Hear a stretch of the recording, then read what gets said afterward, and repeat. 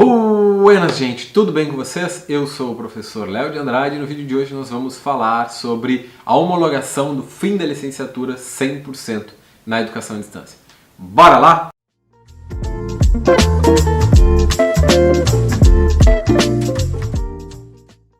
Bueno, gente, contextualizando a situação, em novembro de 2023, o atual ministro da Educação, Camilo Santana, anunciou que o Ministério da Educação vinha considerando algumas mudanças nos cursos de licenciatura da educação à distância, buscando passar esses cursos para o formato híbrido. O motivo seria o resultado do PISA, que é o Programa Internacional de Avaliação dos Estudantes, que mostrou que menos de 50% dos alunos brasileiros possuem conhecimentos básicos em matemática e ciências, né? E, como sempre, culpabilizar diretamente os professores e professoras de educação básica. Isso não é uma coisa deste governo ou do passado, tá? O Brasil existe há 500 anos e, sempre se culpabilizou e individualizou o problema da educação nas costas dos professores e professoras, como se este não fosse um problema coletivo e do Estado. Enfim, e com isso buscou-se então algumas mudanças nesse sentido aí através das DCNs para a formação básica de professores. Eu fiz um vídeo especialmente sobre essa temática em abril, falando sobre esse debate, os prós e os contras, e dando sugestões de como a gente poderia encaminhar esse problema sem varrer o problema para baixo do tapete, como sempre acontece. Bom, como que essas modificações aconteceram? Através das diretrizes curriculares nacionais para a formação inicial e nível superior de profissionais do magistério da educação escolar básica.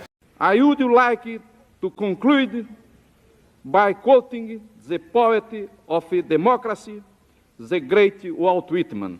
Em abril, época que eu fiz o vídeo, o Conselho Nacional de Educação atualizou essas DCNs de formação e criou um novo modelo para os cursos EAD de formação de professores, obrigando que esses cursos de educação à distância tivessem 50% da sua carga horária de forma presencial. Neste fim de maio, o MEC homologou este parecer e essas novas diretrizes, atualizando a norma. Bem, gente, o que acontece com a atualização da norma das novas DCNs, né? Essas novas DCNs, elas atualizam os regulamentos de 2019 e 2015, mais especificamente sobre EAD e sobre os cursos de segunda licenciatura. Eles mudam, então, alguns pontos nas licenciaturas, somente nas licenciaturas, tá? Ou seja, os cursos de licenciatura agora terão de ter obrigatoriamente 4 anos de duração, com uma carga horária de 3.200 horas, com 1.600 dessas horas sendo obrigatoriamente presenciais. 880 horas vão ser dedicadas para a formação geral e comum a todas as licenciaturas, ou seja, 880 horas vão ser dedicadas ao estudo de educação, pedagogia e da ciência educacional.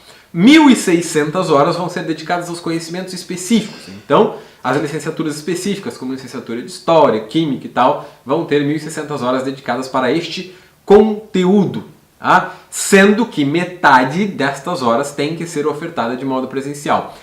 Agora, as licenciaturas terão que ter obrigatoriamente 320 horas de atividades de extensão, o que não é uma coisa ruim. 400 horas de estágio supervisionado, aumentando o estágio das licenciaturas. Essa normativa atualizada, ela vale a partir de 2 anos, né? Então as instituições terão 2 anos, para também os cursos de segunda licenciatura e os cursos de formação pedagógica. O MEC homologou essas diretrizes curriculares nacionais no dia 27 de maio, e como eu falei, agora as instituições terão 2 anos para se adaptar. Ah, agora eu entendi! Agora eu saquei! Mas o que isso muda na nossa vida prática, no cotidiano, na realidade concreta? Bem, gente, eu vou trazer de volta um pouco do debate que eu fiz no outro vídeo, que você pode conferir aqui no canal, que é a questão do EAD, né? Essa é uma questão que tem dividido muito alguns campos da sociedade. Eu trouxe isso no outro vídeo, fiz um debate interessante, mas é bom trazer agora. Alguns especialistas têm dito que as formações EAD de educação à distância têm propiciado uma formação aligeirada para os professores e professoras e que se tem entrado nas escolas, por exemplo, professores e professoras com uma formação muito precária, com uma falta de conhecimento pedagógico ou às vezes uma falta de conhecimento de como lidar com a realidade concreta e o cotidiano dos alunos. Eu vou dizer que, na verdade, isso sempre aconteceu no Brasil, porque a formação de professores, ela sempre foi, de certa forma, aligeirada. E isso depende muito de como o MEC estrutura as políticas educacionais para a formação de profissionais do magistério, ou seja, as diretrizes curriculares nacionais. A gente teve, por exemplo, a criação do magistério no Brasil, que foi uma criação voltada para a construção de um exército industrial de reserva no trabalho do magistério, por conta da falta de profissionais na educação básica, para suprir. No início, o magistério também tinha uma formação aligeirada, digamos assim. Depois, com o acesso maior do ensino superior, um número de pessoas cada vez mais entrando no ensino superior, ocorreu uma discrepância muito grande no currículo da formação de licenciatura, por exemplo, que é a discrepância do 3+1, né, que é algo bastante antigo nos cursos presenciais, é uma discussão curricular bastante ampla, que é o fato de ter uma carga horária muito ampla para conhecimentos específicos, com professores e professoras docentes que são lá do bacharel, que não têm um conhecimento pedagógico aprofundado, e os estudantes da licenciatura acabavam tendo apenas um ano, por isso 3+1, de conhecimentos pedagógicos e científicos da educação e se sentiam despreparados para entrar na sala de aula. Então, na verdade, a precarização da formação docente ela é um processo histórico desde que, com a primeira Constituição brasileira, lá do Dom Pedro I, que começa o processo das escolas de primeiro ano, né, das escolas de anos iniciais, letras iniciais como era, e ter professores sempre foi uma problemática, uma formação aligerada, uma formação precária. Isso é histórico no Brasil e nas outras constituições não se modificou tanto assim.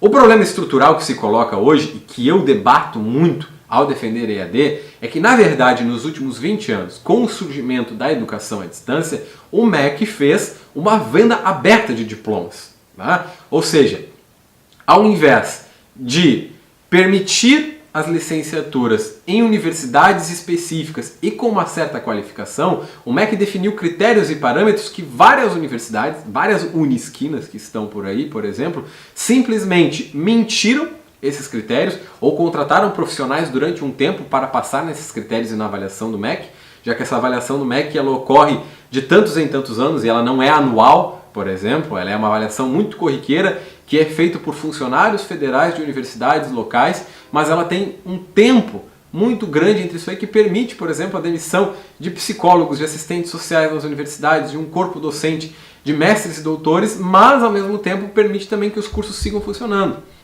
Então o MEC foi simplesmente credenciando universidades qualquer, com corpos docentes qualquer e dando notas qualquer, o que acabou levando a essa situação que nós temos hoje, uma venda ampla de diplomas, com cursos sem qualificação, com cursos que têm aulas extremamente antigas, materiais didáticos ultrapassados e um mercado saturado, né?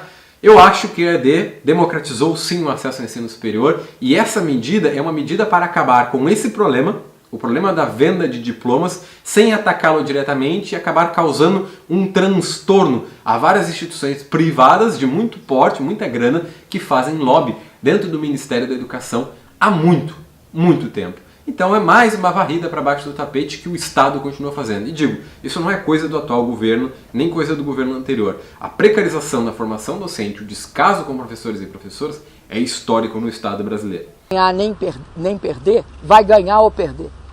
Vai todo mundo perder. Agora, pessoal, respondendo algumas perguntas que eu sei que vão ser corriqueiras aqui, né, e que são corriqueiras nos comentários do outro vídeo também, que certamente estão na mente de várias pessoas, agora que essa medida foi homologada, é o seguinte: como que vai ser feita essa mudança agora que as licenciaturas terão de ser basicamente híbridas? Bom, como eu falei antes, as instituições elas terão 2 anos para se adaptar, tá? Nestes 2 anos para se adaptar, pode acontecer muita coisa, porque, por exemplo, instituições que são de educação à distância, como é o caso de uma instituição que eu trabalho, eu sou tutor da educação à distância, terão de se adaptar à situação, com a contratação de força de trabalho, né? Ou seja, para poder ter as atividades presenciais, para poder ter os projetos de extensão novamente, você vai ter que obrigatoriamente contratar docentes para essas disciplinas e atualizar o currículo.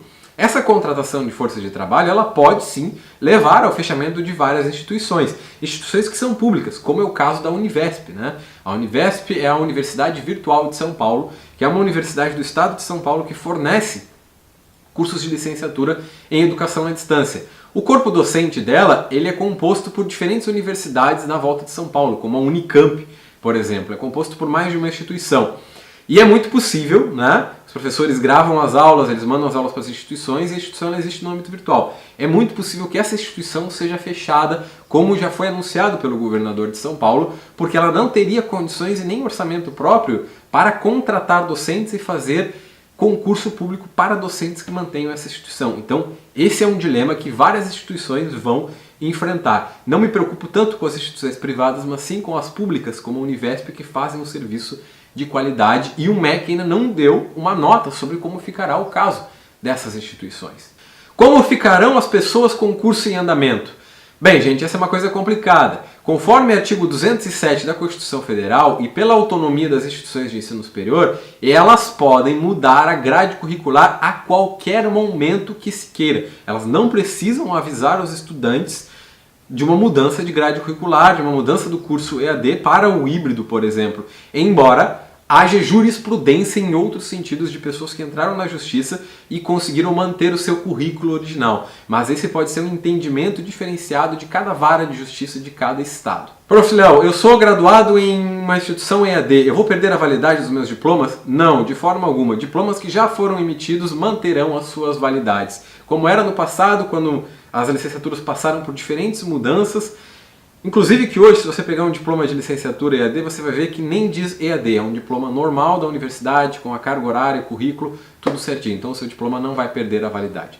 Se você tem dúvidas sobre essa temática, sobre o que vai acontecer agora, deixe uma pergunta aqui nos comentários ou me manda mensagem lá nas redes sociais em @prof.leonardo_de_andrade, que eu vou responder na medida do possível e dentro do meu conhecimento. Esse foi o vídeo dessa semana. Se você curtiu, deixa o gostei aí embaixo e se inscreve no canal. Se você quiser apoiar o canal e o meu trabalho, você pode apoiar com R$1 através da plataforma apoia.se/professor Leonardo de Andrade. Uma lua, um queijo e um beijo.